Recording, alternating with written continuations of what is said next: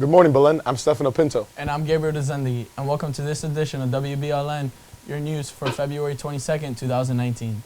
Earlier this morning, Father Willie hosted the Belen Dad's monthly prayer breakfast.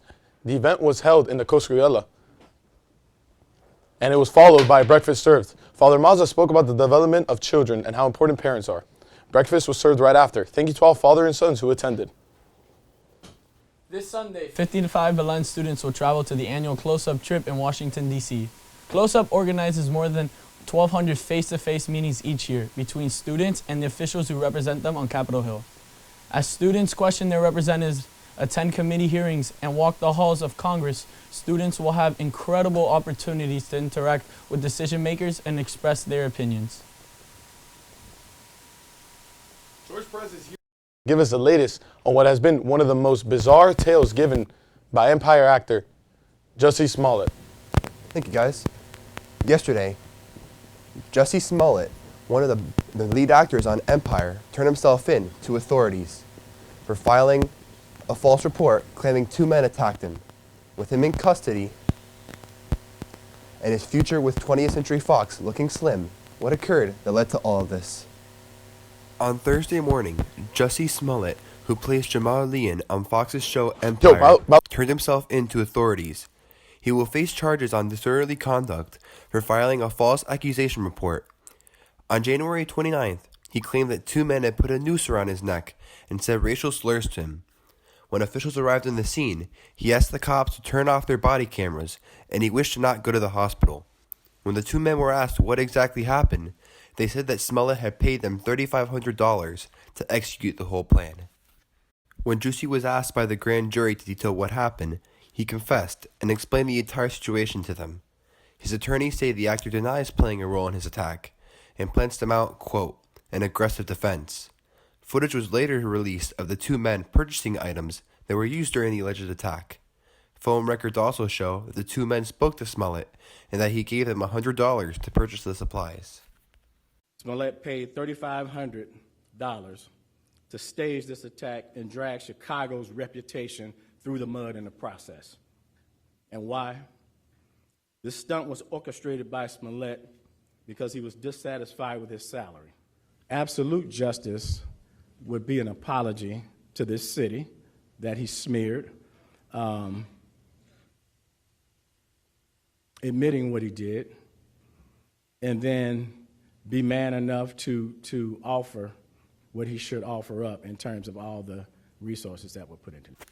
With him now in custody, he was ordered to surrender his passport, and his bond was set at $100,000.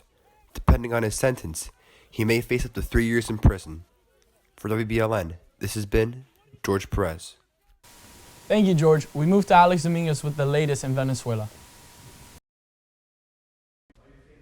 A total closure of the border between Colombia and Venezuela. That is what President Nicolas Maduro said he is contemplating Thursday. Every day, thousands of Venezuelans cross the border between the two nations to purchase basic supplies, such as food and medications that are either unavailable or too expensive in their country. It would not be the first time Maduro made such a decision. Back in 2015, he closed the border between Colombia and Venezuela. It remained closed for nearly a year. When it opened back in July of 2016, the Colombian government reported at least 35,000 Venezuelans crossed the border on the first day of its opening. Congratulations to the Belen Jesuit speech and debate team for their success at the 45th Harvard National Tournament. Miguel Walsh was an octave finalist in congressional debate. Dominic Schiappone was a quarterfinalist in extemporaneous speaking. The public forum team of Kevin Steele and Chris Alvarez were octave finalists. The novice public forum team of Andres Ramos and Alfredo Huete finished 20th place. Stay with us as we bring you weather and sports after these messages.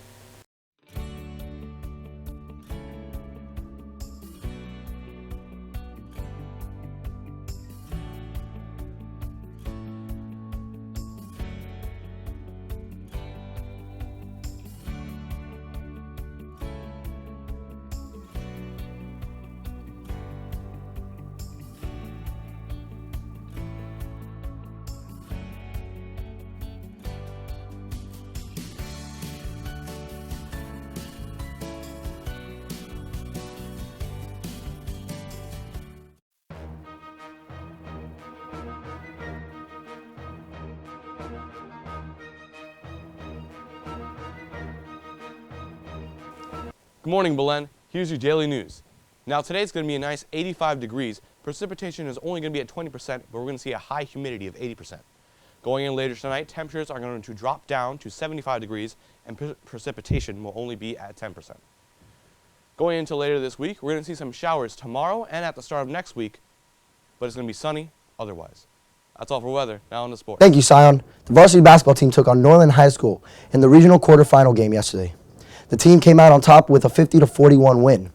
Leading the Wolverines was Daniel Cantons with 14 points, Alec Rodriguez with 13 points, and Daniel Suedo with 11 points.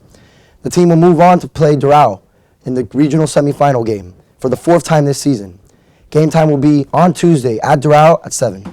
The varsity baseball team beat Westminster Academy 10-3 in their second game of the first pitch preseason event. The team will now get ready for their season opener Monday against Palmetto High School in the BSN tournament. The game will be held at Columbus at 3:30. The varsity lacrosse team will play Coral Shores High School today at 6. Good luck, boys. The crew team is headed to Sarasota today to compete in tomorrow's Sarasota Invitational Regatta. Good luck to the team.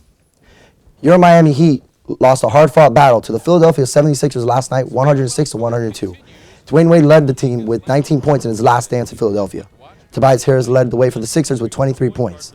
Their next game is Saturday against the Detroit Pistons at 7:30. That's all your sports for today. Now back to the desk.